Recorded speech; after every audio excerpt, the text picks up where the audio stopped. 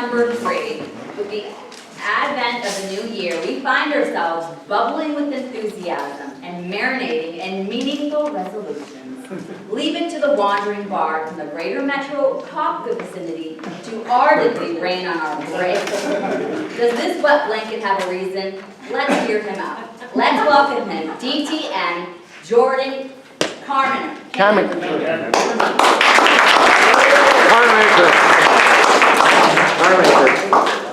That's Camenker.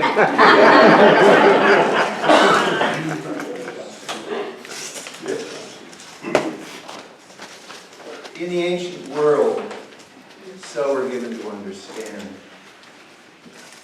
there were a number of great orators, included among which were Demosthenes and Cicero. And so we're told that when Cicero orated, people would stand back and go, wow, what a great speech. Of course, they did this in Latin, and when Demosthenes spoke, they said, we march. I'm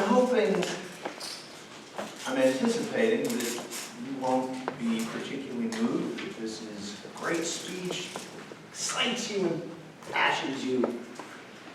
But I do hope that you march. If I can persuade you to embrace at least one suggestion by the time this speech is done, we'll all be better for it. Let's see. So, this will be not the strawberries or the yogurt. Folks, I'm giving you Brussels sprouts, liver and onions, and I'm expecting you to eat it. That's what you do. I noticed, and I posted something in Facebook, but this has been going on for a while, that we are increasingly sharp with each other, that we are less tolerant of each other, less empathetic, and it's disturbing. Indeed, it's more than disturbing. I see the social fabric unraveling and the pace at which it unravels increasing. I see in my students a diminished ability to concentrate, to dive down into a single idea. I think they're related. I think it has a lot to do,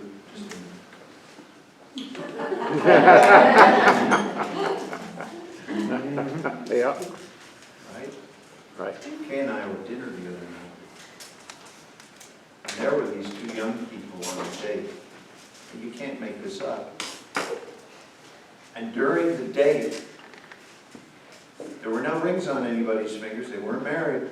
During the date, the phones came out. And they're both they just paused. Is that how courting is done nowadays? A few days earlier, I was in that Culinary Institute Taco Bell. And I saw two parents with their kids, and all four of them, they had the phones out. There was no talking. This is changing us, and it is not for the better. There is a wealth now of evidence, mounting science. Clifford Nass, the psychologist at Stanford 10 years ago, asked whether or not the tendency now to multitask is actually creating a generation of people who are dumber. He noticed that when we multitask, which is what we do now, when we multitask, it impressed him not merely that we couldn't multitask, but that how bad we were at every single thing we attempted. He said that we are easily distracted, we are easily misled, our memory is diminished greatly. There is a book by Sherry Turkle, Reclaiming Conversation, which shares a great deal of the science with you. Nicholas Carr wrote an article in The Atlantic in 2009, Is Google Making Us Dumber? The answer was yes. He published a book in the following year, The Shallows. You should read it. He visited a college last fall. And I asked him outright, so what is your answer to that question? And the answer is yes. And it's making us dumber. Likewise, Mark Bauerlein wrote the book, The Dumbest Generation, just a year after that. If you infer that I am suggesting it is a particular generation, it is not. It's affecting all of us. The science is irrefutable on this point by now. It's affecting all of us. There are college professors who, in quiet corridors outside of the classroom, will confess, I can't read a difficult novel anymore. It changes the way our eyes greet the words on the page. I've had students tell me, well, I read the material. You didn't read the material. Your eyes danced, flirted briefly with those words.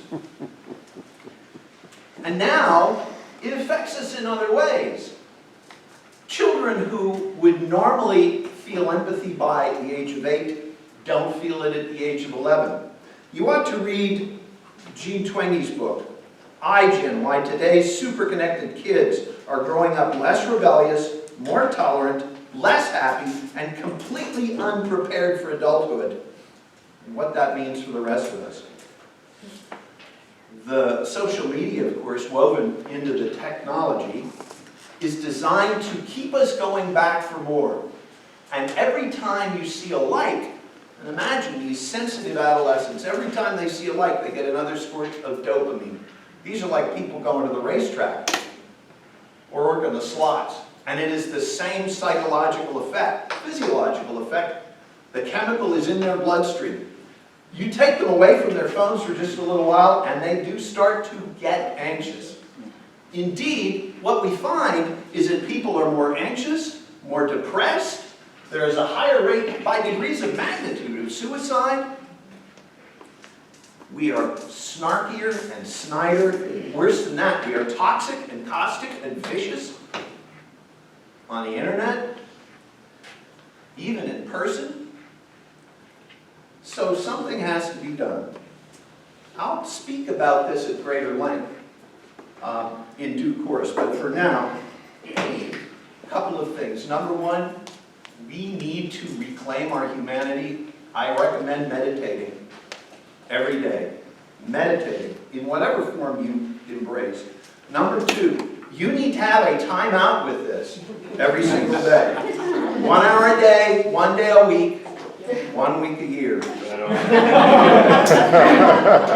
Ask a lot of questions. So there's your Brussels sprouts. This country needs you to do this. Your very humanity demands it. Mr. Toastmaster.